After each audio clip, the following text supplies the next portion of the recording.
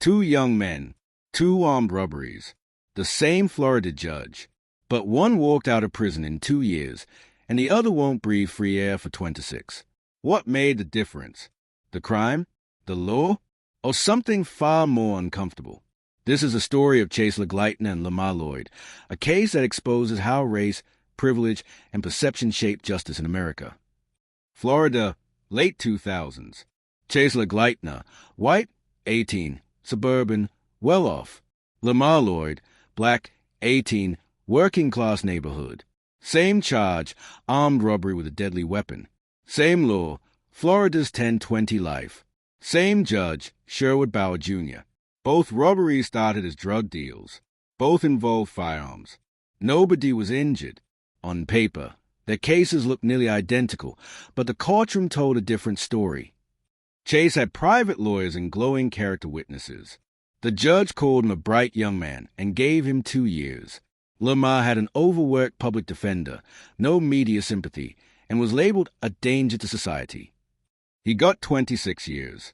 Same judge, same charge, different lives. Florida's sentencing guidelines were meant to standardize punishment, but discretionary power often works unevenly. Experts note that race and class shape judicial perceptions. Studies show black defendants receive 19% longer sentences than white defendants for similar crimes. Chase's story fits a pattern of redemption. Lamar's fits a narrative of risk. When this disparity became public, outrage followed. Civil rights groups called it a textbook example of racial bias. Chase served his short sentence and moved on. Lamar remains incarcerated, his future decided before adulthood. The impact of these sentences didn't end at the courtroom doors. For Chase Legleitner, those 2 years were a DT, not a dead end. After his release, he was able to return to his family, continue his life, and rebuild his future.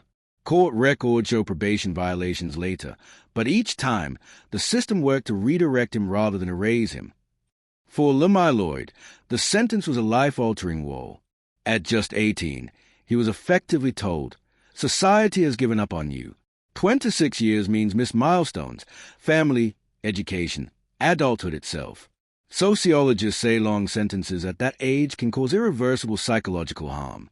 And in many cases like Lamar's, rehabilitation opportunities are scarce. Legal scholars argue that this case isn't unique, it's emblematic. Professor Michelle Alexander, author of The New Jim Crow, has written that racial disparities in sentencing are the civil rights issue of our time. Other experts say discretionary leniency often tracks privilege. Defendants with resources, family advocacy, or who fit a certain social image are more likely to receive reduced sentences. Florida is no stranger to criticism. Reports from the Sentencing Project have repeatedly shown persistent racial disparities across the state. In 2021, black defendants were twice as likely as white defendants to receive sentences above guideline recommendations. Chase and Lamar's story fits squarely into that data. Behind every statistic is a life. For Chase, it meant a chance to start over. For Lamar, it meant decade behind bars for a crime nearly identical to his white peers. The judge didn't just sentence 2 young men. He defined 2 futures through the lens of bias, whether conscious or not. 2 crimes, 2 sentences, 1 justice system. But when race and privilege shape outcomes as dramatically, can we really call it justice? This case isn't a glitch. It's a mirror. What do you think? Was this justice or prejudice? Tell us in the comments. Subscribe for more true crime and justice stories. This is True Crime Stripes. Thanks for watching.